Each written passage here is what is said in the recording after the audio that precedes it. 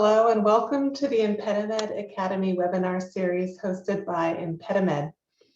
My name is Joanne Yao and I'm the Senior Director of Marketing for ImpediMed. Today's webinar is titled SOZO Reimagined, Maximize Patient Health with the new software version 4.0. We have two very knowledgeable members of our team joining us today, Adam Brown, ImpediMed's International Business Manager, and Elaine Fielding, a clinical implementation specialist with ImpediMed. So this is going to be a live software demonstration and case study review. And we encourage you all to participate by submitting questions via the Q&A icon on your screen. We will answer as many questions as possible during the next hour, and we'll follow up on any questions that we are not able to address live. We are happy to offer certificates of completion for your participation in this webinar upon request. To request a certificate, you may either respond to your registration confirmation email us at info@impedimed.com, or contact your ImpediMed representative. All webinars are being recorded and are available for replay approximately 1 week following the event. You may see a recording notification pop up when you entered into the webinar. Please select continue to move forward.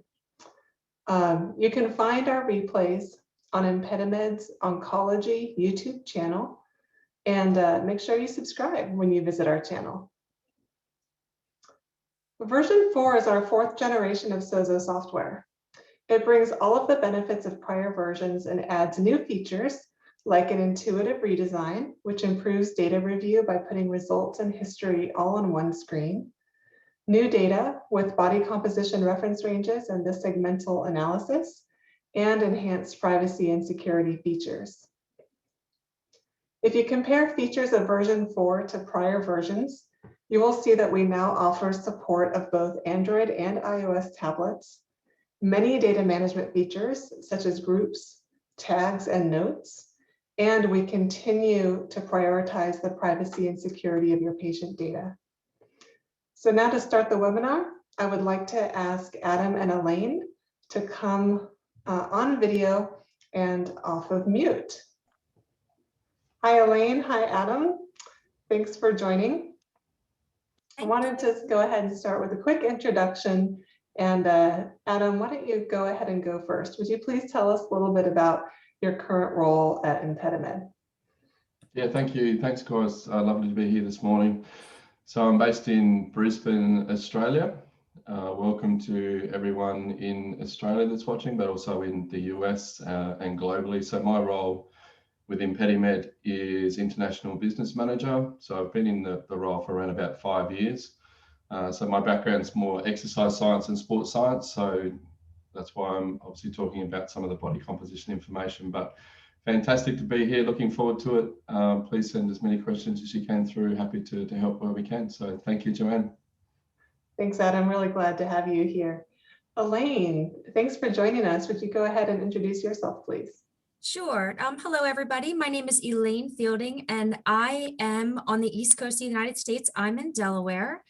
And my role with ImpediMed is a clinical implementation specialist. I am one of 6 clinical implementation specialists across the United States. And we have a senior director also of implementation. So what my team and I do, we work with customers to implement the SOZO into practice. We educate the clinicians, cancer team, cancer care team members, everything about the SOZO and, testing the patients at risk for lymphedema. And I'm really glad to be here today. Thanks, Elaine. So why don't you go ahead and start bringing up your screen. So, the SOZO software has brought forward a lot of new features. And Elaine, wanted to ask you to kick it off here by just kind of walking the group through the new user interface and features.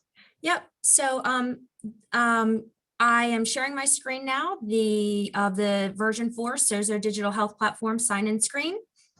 We have a new single sign-on feature, which can be activated with your facility's IT team, single sign-on, which allows you to clinicians to log into the mysozo.com with their hospital credentials and no longer needing unique credentials for the their own unique credentials for the website. So that is something that needs to be, connected with the IT team to have that turned on. So immediately upon logging in, it does look a lot different than the previous versions of software. So I'm just going to walk through all of the new features.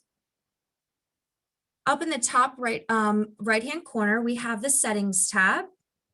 And in the settings tab is where the measurement units to change from kilos to pounds, centimeters to feet, and liters to pints. If that is, if those are the units that you choose to use at, your location. Also, the multi-factor authentication is under the settings tab as well. And that is something that IT would need to work with to have that activated as well. Looking across the top banner, we also have the clinic name for each individual clinic. So now I'm going to move on a little bit further. The patient database is completely empty now. Not empty, it's hidden rather. It's hidden now. And there's a few different ways to search for your patients. So the first way to search for your patients is selecting the magnifying glass. And that is going to populate all of the patients within your database. So you can scroll through and search for your patients. If you have groups created at your clinic, you can select the filter button, and then you can select whichever group that you would like to search for. So Dr. Jones, I selected that clinic, and there her patients had populated. I'm going to clear out the filter, and you can also search for your patients by their last name or medical record number. I'm going to select a patient's last name. The patient then will populate. So this particular patient has, patient name is utilized twice within the database. So we have great patient identifiers. We have the date of birth and medical record number, so you know which patient to choose. I'm going to choose Miss Sue Moffitt. And when you select the patient's name, it brings you to the patient dashboard screen. Across the top, we have the patient identifying information, so you know that this is the correct patient that you're continuing to work with. And all of the measurements are listed. There's also an opportunity to change anything in the patient profile and a notes section, which we will touch on later on. I'm going to select the patient's most recent measurement and then walk through what now the results screen looks like. So starting from the top here, we have the patient Sue Moffitt selected with all of her identifying information. In the top right-hand corner, we have the option to select history graphs or reports, which I will come back to and discuss a little bit further. Moving down, underneath Sue's name, you'll see different dates across a banner. And these different dates are the patient's measurements. So we can simply scroll through with selecting previous or next. And the patient, you can select if you wanted to look at a different measurement. Moving down a little bit further, I'm going to talk a little bit about the two outputs that I have selected and then the col plots. So I have the patient's LDEX score selected as an output, and it discusses, and it's shown assessment type, the unilateral arm and the limb that's at risk, and the limb dominance, which is really, really nice. It's right there for you.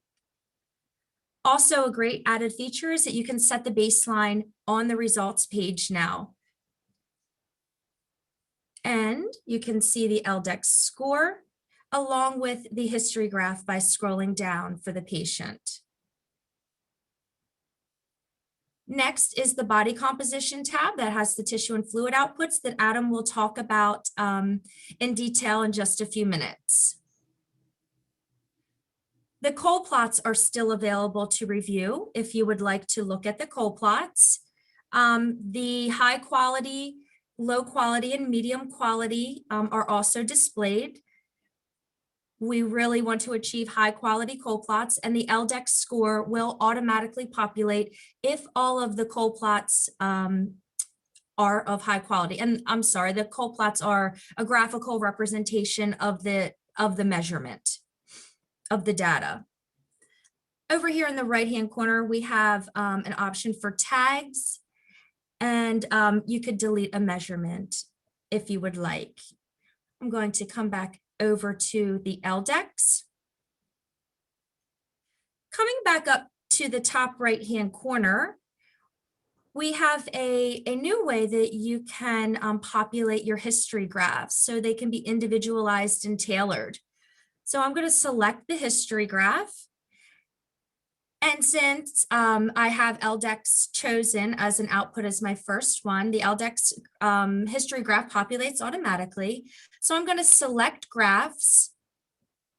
And then I can individualize and choose which graphs that I want to populate.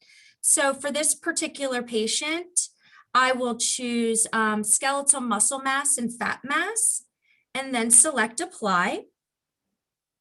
And I can scroll down. And these options can be looked at in pounds or percentage of weight. I will select percentage of weight and scroll through. And same thing with the fat mass. So Elaine, Yes. I've got a question that's come through Q&A. Sure. And it's relating to Cole plots. So thank you for submitting the question. Please keep them coming. The question is, if a user is only worried about an arm measurement for LDEX and they're not worried about the legs, is it okay if they accept a measurement with low quality leg Cole plots when they're only interested in an LDEX reading for the arms? What's your advice on that? So my advice on that is ideally, we really do want to achieve all 6 high quality Cole plots. And for the reason, so if it's a unilateral arm measurement and you are having high quality arm Cole plots, but a low quality leg, it should not impact the score. But in the future, if they did want to utilize those Cole plots for body composition, or if the patient ended up being a bilateral, assessment in the future, then the score could be impacted by that leg Cole plot. So what's your kind of general recommendation, Elaine, if someone gets a low quality Cole plot, what action should they take? Yep, the action they should take is reject the Cole plot and then retake the measurement. Utilizing the measurement tips that we recommend, such as, make sure the patient has removed the, jewelry, electrical devices, cell phones, watches, and ensuring that the patient's hands and feet, the skin are very damp, and even dampening the electrodes themselves, repeating the measurement. And at that point, we, take the remeasure, and the quality of Cole plot should have increased at that point.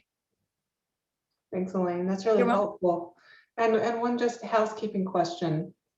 Are you looking right now at mysozo.com? Are you looking at the tablet, SOZO app on the tablet? Could you orient people to what they're looking at right now? Yep, I am looking at mysozo.com. I'm looking at the website. Perfect, thanks. And would these functions be available on the tablet? Yes, the cold plots are available on the website and on the tablet. Okay. And another question about your screen. We see that you have admin and clinician at the top and the ability to toggle between the two.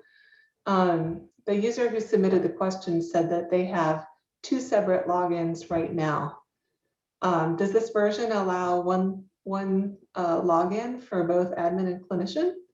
Yes, it absolutely does. So on this version of software, there would be one login for the admin and one login for the clinician, making things much easier.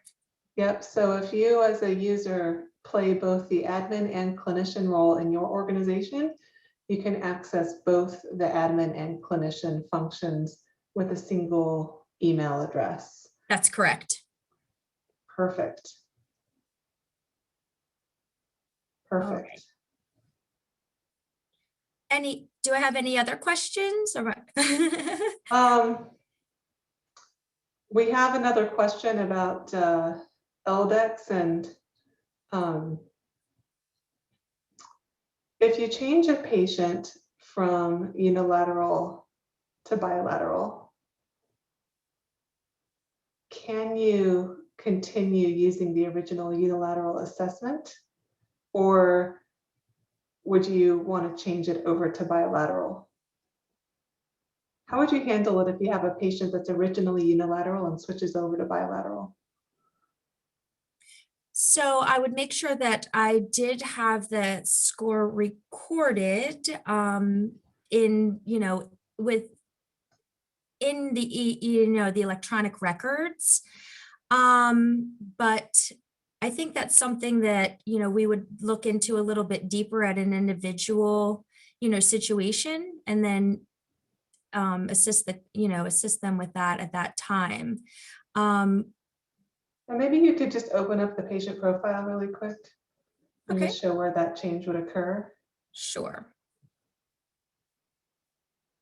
So if you have a patient, as we were talking about, that's originally unilateral and becomes bilateral, you can open the profile and change their LDEX settings at any time.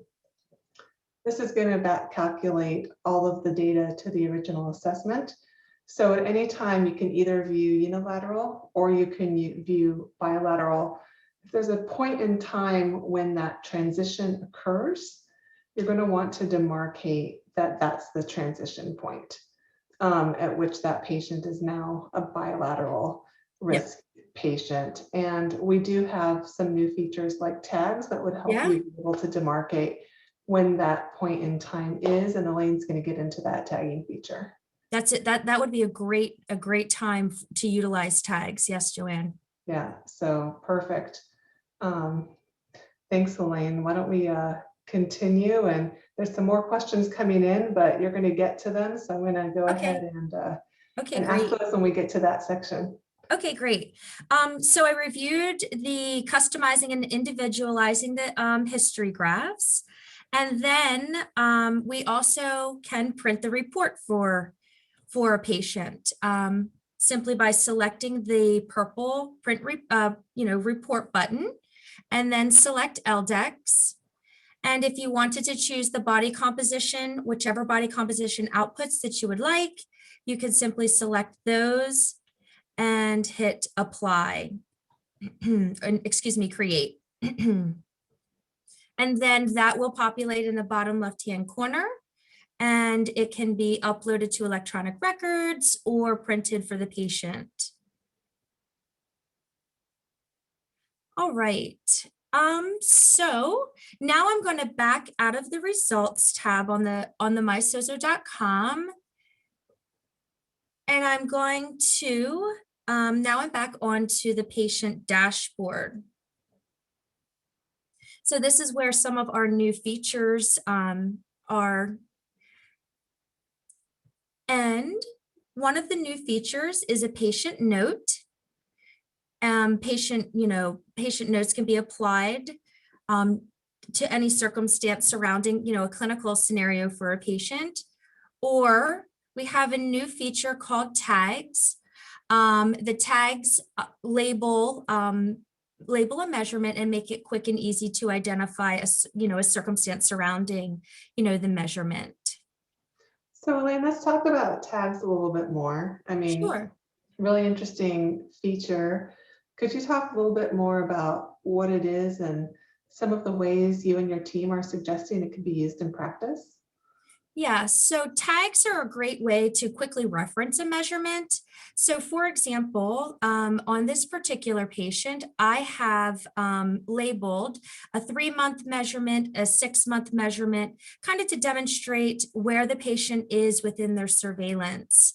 Tagged with the 3-month measurement, I have breast surgery. So the tags could also be utilized when there are multiple SOZOs within a clinic. So this patient had her 3-month visit with a breast surgeon, her 3-month measurement with a breast surgeon. Bumping up a little bit further, the patient had a 6-month measurement at the medical oncologist within medical oncology. So I tagged that for quick and easy reference to see where the measurement had taken place. So you're using it to track follow-up visit, you're using it to track potentially location that the measurement was taken? Yes, yep. Very interesting. Yep, that's definitely a great way to quickly reference. And also, this particular patient, she triggered at her 6-month visit.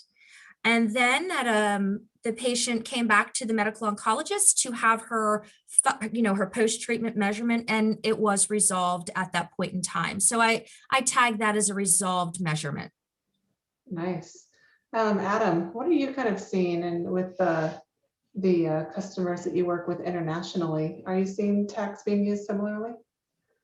Yeah, very similar to what Elaine suggested there as well. So it just gives a lot more flexibility to certainly pass on information as well. I think, internationally, if a patient has a measurement, early on in one particular department of a hospital, the ability to follow that tag quickly to, say, exercise physiology or dietetics, when we start to look at some of the body composition side, for example, becomes really powerful. So it's just a quick and easy measure to see exactly what's happening. It also is being used as, sort of a red flag scenario. So if there's something within the report that needs further investigation, it may be a breast care nurse, for example, in Australia that may make a little tag on there that then passes through to the other allied health professionals. So it just provides so much flexibility, a lot more information to really get more understanding about what's happening for the patient to get the best outcome. Thank you. And Elaine, how do you get access to tags? So getting access to tags, they have to be created by the administrator to the account. And to apply a tag to a measurement, you would apply the tag when you select the measurement that you want to apply the tag to, and simply select the tags option. And there's a drop down, and then you can apply the tag to the particular result that you want to do so. These are just a few of the tags that this particular clinic had created as examples. Great. And if people wanted kind of ideas on what tags to create, what should they do? Well, they could reach out to the clinical implementation specialist that works with the account and give them ideas of ways to utilize the tags, and even help set up the tags with the administrator. We're here to provide support in any way possible. Awesome. Thank you. You're welcome. Let me go back to the dashboard. So would you mind just showing notes? And then we're getting some questions about grouping as well. So maybe you could just show notes really quick, and then we can get back to groups. Great, absolutely. So the notes function is available on the patient dashboard screen, and notes are great to quickly jot down something that is clinically significant about that particular patient on the day that they have the measurement. So for example, with the September 11th measurement, the patients told the clinician that they had limited range of motion, and so the clinician thought that that would be pertinent information to, to have in a note, for reference. A great way to create a note we're finding is in the title. You could simply add the measurement date, and then add the note, whatever you would like the note to say. For example, patient states pain in the arm, patient states, recent injury, anything that's clinically significant to that patient's measurement or the patient that day. Thank you. And Adam, are you seeing similar use of notes internationally?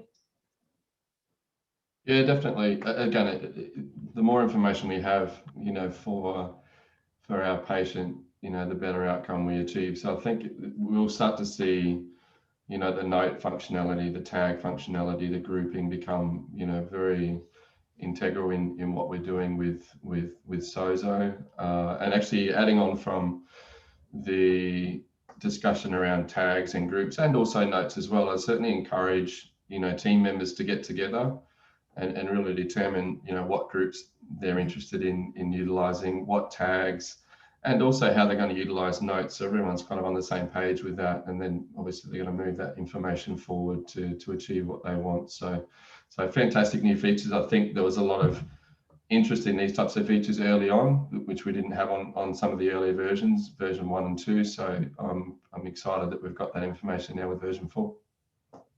Thank you so much. And so Elaine, we're also getting some questions about groups. Now, I know groups is not a brand new feature for version 4, right? But we still do get questions about how to make best use about it. So would you mind showing the groups feature? And specifically, we have a question about how you create groups. Great. All right. So I'm going to select the groups tag on the side of the website of the mysozo.com. And groups are a great way of really organizing the database and, assigning patients to a group under like similar circumstances, such as their surgery type, perhaps physician, specific physicians. If you're sharing a database and there's a research study going on, the patients can be filtered into those particular groups. I have a triggered group. So if a patient triggered 6.5 over their baseline score, you could group the patient into that group as well. Groups are created by the admin, the administrator of the account. So kind of feeding off what Adam said a little bit, getting together with all of the clinicians to see which groups would best set your clinic, work for your clinic. The administrator of the account could log in as the admin and create the groups that the facility has decided that they wanted. Perfect, thank you. And then an interesting other question that came through is, let me find it here. It has to do with exporting the data. So prior versions had an option to extract the patient results and download them for analysis. Yep. Is that export feature still available? It absolutely is. So, and it's actually even enhanced now. So you can export an entire database, your entire database, the entire database, to analyze the details of it, or we can export via group. So for example, I can select the Dr. Jones group, and it has Dr. Jones has a few patients in her group. But what I can do is I can just export her patients solely to analyze the data that is pertinent and that she would be interested specifically, rather than looking at the database as a whole. So simply select the group that you want, to analyze their data, select export, And I will select by assessment type and just choose the LDEX score for this particular group. And then I will select export.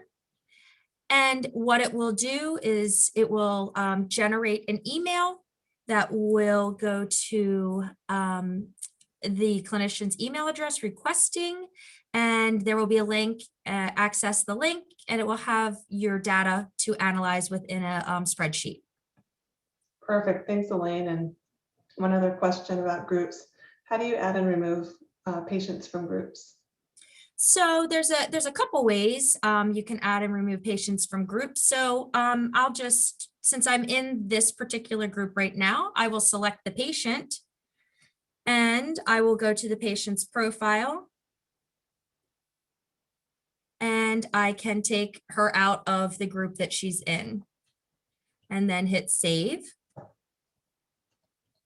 Now she is no longer in that Dr. Jones's group.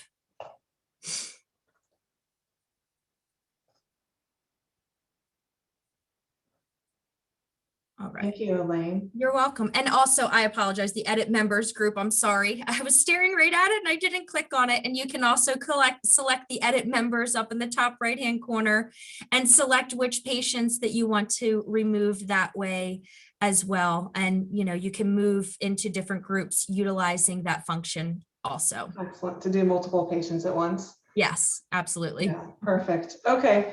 So one last question before we turn it over to Adam, and it has to do with the relative benefits of tag versus notes. So in a situation where you want to notate, you know, the clinical features, do you guys at a specific measurement, what is your take on using tags versus notes? Well, tags versus notes. So I would look at a note as a specific circumstance or clinical circumstance relative to that patient's measurement, whereas utilizing a tag perhaps could be utilized for multiple patients throughout the entire database. Adam, yeah.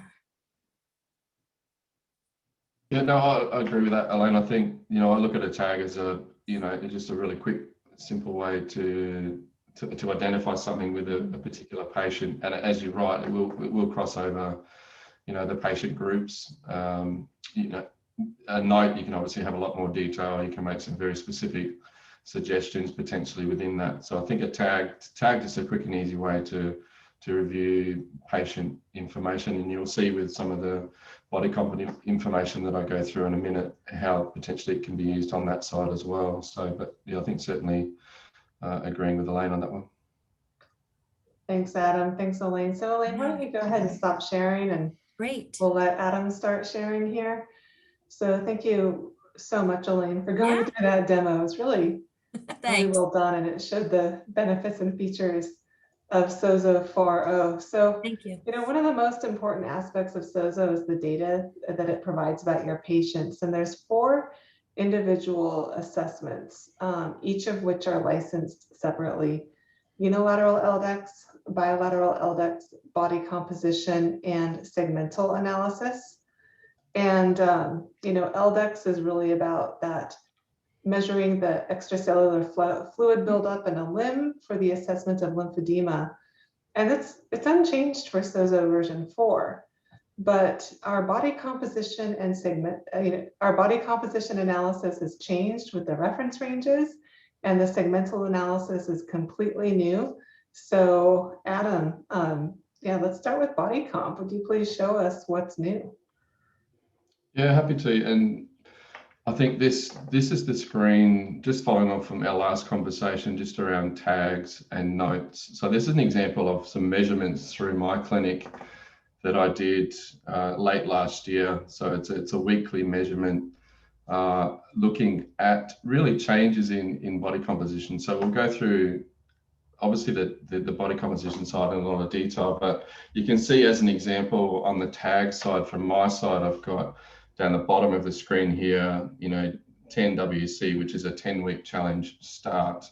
And then at the top, as an example, 10-week challenge end. And then throughout the the measurement process, which was a weekly measurement, if there was something specific that I was looking for, I've added that in as a tag. So, there was a skeletal muscle mass decline, then I've increased protein, I've achieved some goals here as well. So just following on from that previous conversation, just briefly, it's a great way to utilize tags. And then in the notes section, if I click on my notes, when that comes up, I've added just what the training program was. So, how many weight sessions per week, the type of interval sessions, so that's very specific to a goal, but it gives you an idea of, different ways to put the detail in the note and then also use the tagging scenario in a variety of different ways. So if I click on a specific measurement here, so this is a measurement that was done 18th of December.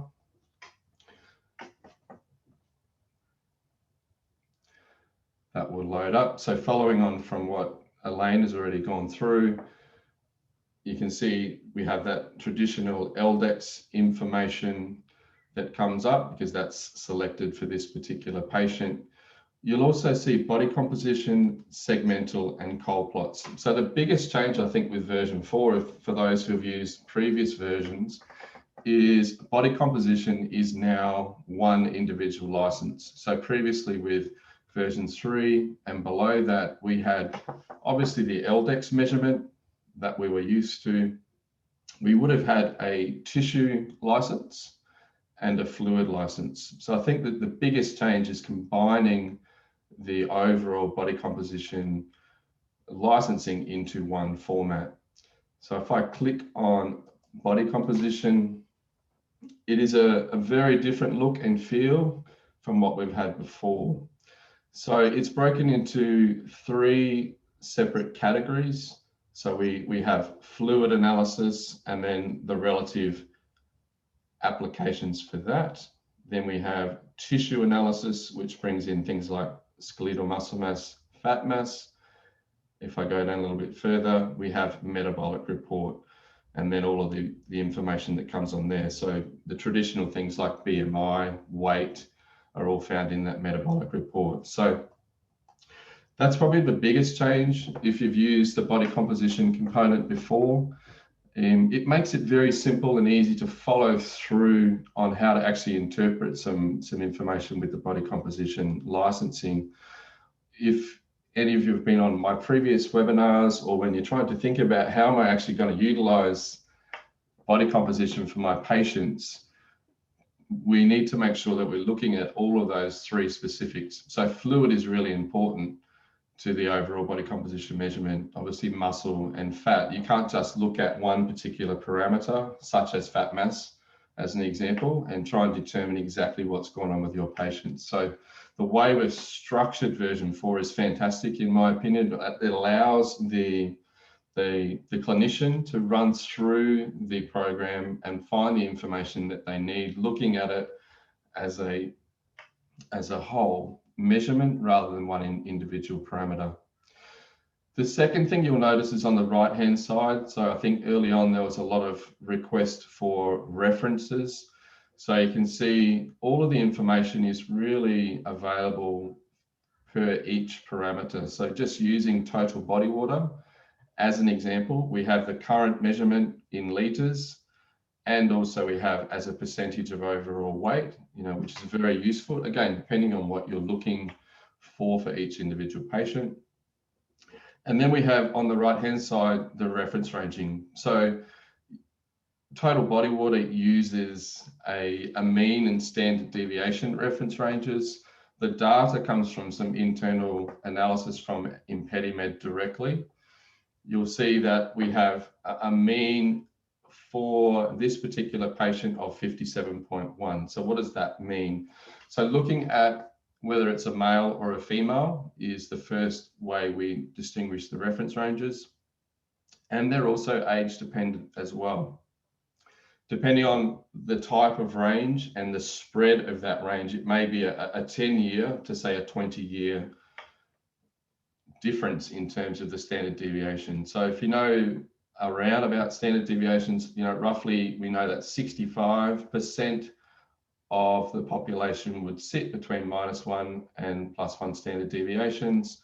And then 95% is your 2 standard deviations, and then 99.7% of the population is really 3 standard deviations. So it allows us to have a really good snapshot of the individual patient, where they sit and where they fall within the mean. So you can see for this example with some of my data, I have a percentage weight of 65.2. This is the actual measurement.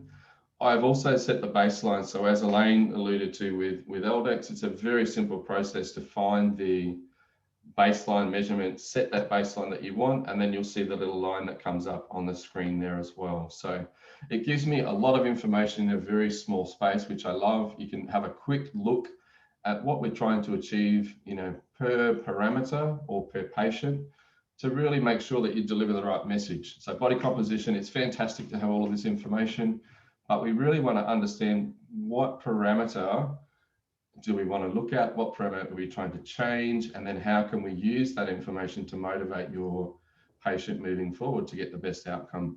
So the total body water reference range, the extracellular fluid reference range, intracellular fluid are all set up the same way. HIDEX is one of our ranges that we've had previously. It starts to bring in obviously the different colors based on whether it's a patient is less hydrated or more hydrated. Certainly in the US, it's designed really for use with healthy populations, a little bit different outside the US, but it follows the same format. So we have a mean of the population here, which is represented by 0. Am I more hydrated or less hydrated based on my height, my weight, my age, whether I'm male, female? I can set the baseline, and then really the trend over time is the key for any of these body composition parameters. If we scroll down a little bit further, we'll start to look at the tissue analysis report that's now generated for version 4.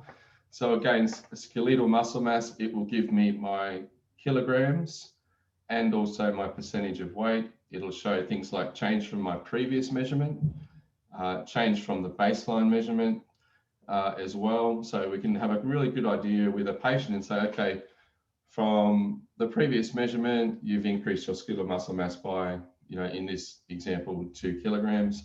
The overall change from baseline is 2.2. So things are tracking in the right direction and trending where we want. I can clearly see, where the mean of the population would sit.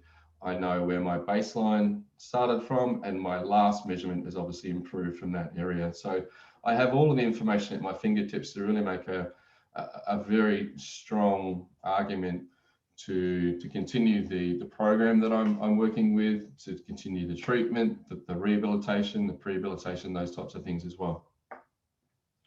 And then fat mass. Fat mass is a little bit different. So you can see, obviously, it brings in some color in terms of the reference range. The same process on the left-hand side. So we still have kilos and percentage of weight, which is really important when you're starting to look at fat mass. On the right-hand side, we have our reference range. So you can see across the top, we have a number of different categories for this reference range that we're using. So very lean, good, fair, high, very high. And then obviously the colors make it a little bit easier to understand.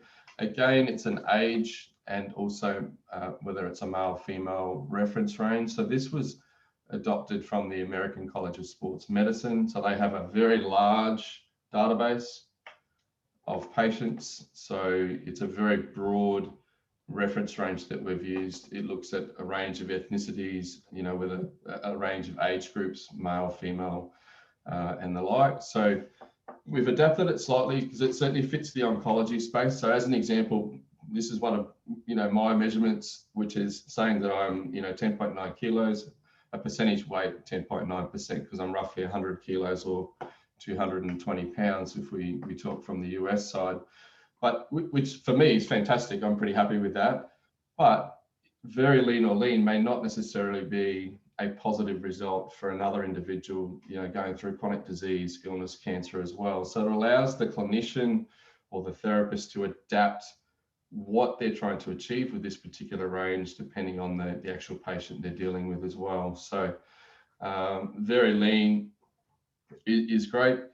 very lean also might be something that needs to be considered. There might be a change in nutritional habits and diet that needs to change for someone going through cancer, chronic disease, illness, and making sure that they maintain their body fat as well. So it allows you to have that flexibility within the conversation with the patient to make sure that they get the outcome that they require.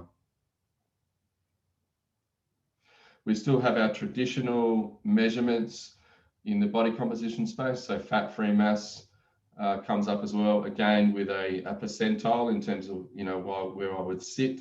You can see my baseline starting point was just under, you know, the 80%, and obviously that improved over time as I started to achieve goals, you know, so whether that's myself or your patients, again, you're trying to find trends over time that work for you to achieve the best outcome. Protein and mineral content is still on the reports. And then we start to move into the metabolic side. So one of the traditional measures that we certainly talk about is body mass index. So again, we're using the global standards and the reference ranges related to that. So whether someone's underweight, healthy, overweight, and obese is pretty standard. Again, we can set a baseline measurement. It puts you in the category of overweight, healthy, and beyond as well. And then for phase angle in this metabolic section, it's the same principle. It's a standard deviation. We have a mean of the population and then one standard deviation. And we're looking for changes over time with that particular measurement. Active tissue mass and extracellular mass are specific to outside US software. So we certainly use those a little bit in the Australian environment, not available in the US, just with the FDA clearances. I think now we have things like skeletal muscle mass. It's a great number to really focus on. So that's typically what we would look at more so than active tissue mass, extracellular mass. And when I look at some of the case studies in a minute, I'll explain the real benefits and the parameters that we really should be looking at for our patients. It does give things like basal metabolic rate as well. So how many calories do I need to burn to keep me at a certain weight?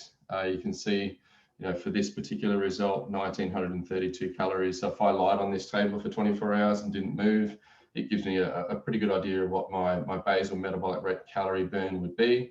If I'm then exercising, I need to add some calories. If I'm trying to, if I have a very active job, I'm not sitting behind a desk, I'm out in the field working, you know, in a very sort of active role, then obviously the calorie requirement overall would change. So again, we can start to utilize, you know, that type of information, and it does give you your weight history. So you can see the starting weight in this scenario was 104.2 kilos, and obviously there's a change in that weight structure as well.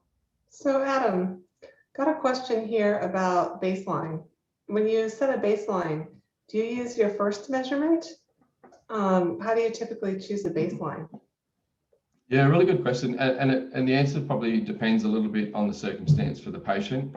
So the majority of the body composition usage would be the first measurement.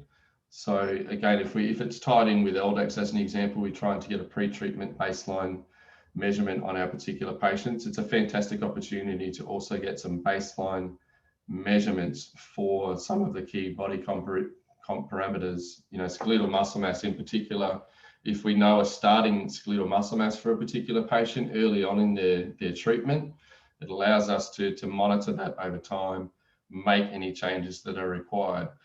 But it may be, again, a post-surgical baseline that needs to be set depending on what's occurred with the individual patient and the history that they're going through. So you might want to, as an example, have someone that's been through gastric banding surgery, and you want to reset a baseline as well. So, you know, you might have an initial baseline where someone is trying to lose significant amounts of weight. They achieve that, and then you may also want to reset the baseline as well. So there's a few different scenarios in terms of where we'd use baseline, but more often than not, it's the initial measurements, because we want to try and get as much history as we can and show change over time. Baseline and change from baseline is highly motivating. You know, I've got thousands and thousands of measurements that we could talk about that really show a key change in just one parameter and the difference that makes to certainly the understanding from the clinician perspective, but for the patient, it's so powerful to see changes in the right direction. It keeps them very compliant with their rehabilitation programs, keeps them compliant even with, prehabilitation obviously is a big growing area now as well. So it's really a clinician decision, but I think as early on as possible, because we want to try and compare across the entire patient journey. Thank you, Adam. And I'm going to ask you to think about, we got just a few minutes left. So we're definitely going to want to show the segmental analysis. And while you kind of plan what you're going to discuss next, I'm just going to answer a few of the open questions to make sure that we get to them. So we have a question about sharing data between clinics. If you have a baseline measurement taken at one location and follow up at a different location, and those clinics are not the same, right? You don't have the same SOZO account. In that case, the data actually cannot be shared. It is something that we recognize as a need to share among clinics in the future, but did want to let you know that currently that's not possible. Another question that we're getting is about updates and the tags. So currently the tags are available in the results view of the patient dashboard. They don't export and they don't show up on history graphs. So that is definitely something that we've planned for future updates. And if you're wondering, if you have a license to SOZO, you can update at no additional cost. So you can get access to version 4 with your existing licenses. A new license is only required for new data. So if, for example, you have LDEX but not body composition and you want to add body composition, that would be a new license. If you want to add the segmental analysis, that's a new license. But certainly you can update to version 4 at any time. You have to work with your administrator to do that. So just wanted to get some of those answers in there as you, so if you don't see segmental on your screen, that's because you don't have a license yet. You need to contact your ImpediMed representative to get access. So Adam, if you wouldn't mind just walking through segmental. Yeah, thanks, Joanne. So yeah, I mean, segmental is a really exciting development for us at ImpediMed. I think it just opens up a whole range of ways we can view the information, for our particular patients. So you can see on the screen here, we have, as Joanne mentioned, we have our LDEX license, we have body composition, and then segmental is turned on for this particular clinic. So what does segmental give you? It gives you a breakdown of each limb. So we have here left arm and right arm, left leg and right leg. Now, as previous conversations, we can go in and set the baseline, which has been done from the original measurements. And then on the left-hand side, let's use the left arm as an example. This is the information that's provided. So total body waters provided in liters. We have extracellular fluid and intracellular fluid. So some of those key parameters. When we're looking at the whole body, the real key parameters are our fluid, total body water, intracellular fluid, extracellular fluid, and then muscle mass and fat mass. In the segmental side, we do get total body water, intracellular fluid, extracellular fluid in liters and also percentage. It does give a skeletal muscle mass number. So if I, flex my arm, I can find out how much actual muscle do I have in that particular arm. And then a new feature is lean soft tissue, which includes that muscle mass, but also the intracellular and extracellular fluid side as well. So it allows me to give an overall view of what's happening with that particular limb. The reason it's useful is when I start to compare from a limb to limb perspective. So are there any muscle imbalances, as an example, that I need to really look at? So in this instance, you can see the left arm and right arm has the same skeletal muscle mass value. So there's a lot of, balance within this particular result. That may not be the case for somebody who has had surgery.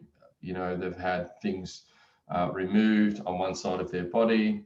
They've been through, cancer, a range of different disease states. So you will see some imbalances certainly between the muscle side, and then knowing that information becomes really powerful for the clinician to try and improve the overall outcome for the patient. And if we go down to the leg side, it's exactly the same information that's available there. Again, the key parameters really are really looking at skeletal muscle mass. Are there any muscle imbalances between left side and right side? You know, the muscles that are big muscle groups within our body, the legs, sorry, are big muscle groups within our body. So the ability to understand what's happening over time from a left leg, right leg scenario becomes really important with the segmental analysis. And also it can get used in terms of what kind of balance is there between upper body and lower body. So when we start to look at, you know, lipedema patients, patients with lymphedema and lipedema, the ability to know what's happening, you know, between upper body and lower body becomes really useful, as well as that muscle imbalance side as well. So it's early days in terms of the development of the segmental application. So I think we'll start to really uncover and see some of our users really finding some fantastic information with it. But it's a great way to really go beyond just a whole body, go beyond a limb and go within the limb and find out exactly what's going on from left arm to right arm, left leg to right leg. Thank you, Adam. And just a couple more questions before we wrap up here. We've got a question about the FDA clearance for body composition. And yes, SOZO's FDA cleared to measure and monitor body composition parameters in all people. So that's the scope of that clearance. And then the cost of the segmental license is also a question. Ask you to contact your local ImpediMed representative to get more details. If you don't know who your local ImpediMed representative is, contact us at info@impedimed.com and we will be more than happy to get you in touch. Now, Adam, question about skeletal muscle mass. Why do we present it as a mean and standard deviation instead of a range like we did for fat mass? Yeah, definitely. So it depends on the data that we've got available. I think the skeletal muscle mass ranges come from some studies by Janssen. So we're utilizing the information from a year 2000 or say 2010 study to adapt the reference range from that point. I guess the clinical side also, everyone's so different with the amount of skeletal muscle mass they do have. So for me, I'm very interested in obviously what that starting number is and then the change in that number over time. So, you know, if I was to click on my body composition report, if I go down to skeletal muscle mass, I can see some changes. So I give an indication of where I am within that standard deviation range. But because there's so much variation from patient to patient, I think the ability to look at change over time becomes the most important aspect with skeletal muscle mass, more so putting someone into a specific reference range. Thank you so much, Adam. And we have a question about, does the LDEX range move? And currently, no, it's the green, yellow, red is the same as what you're used to on prior versions. So no changes there to LDEX. So thank you so much, Elaine, Adam. This has been an extremely informative webinar. We got tons of questions and I think people learned a lot. So really appreciate your time, and we will send out the recording within about a week. It will be posted on our ImpediMed Oncology YouTube channel. And while you're on that channel, please be sure and subscribe for future updates. And also stay tuned for future webinars. We do have a fall webinar series planned focused on implementing the lymphedema prevention program. So thank you very much, and we'll look forward to seeing you next time.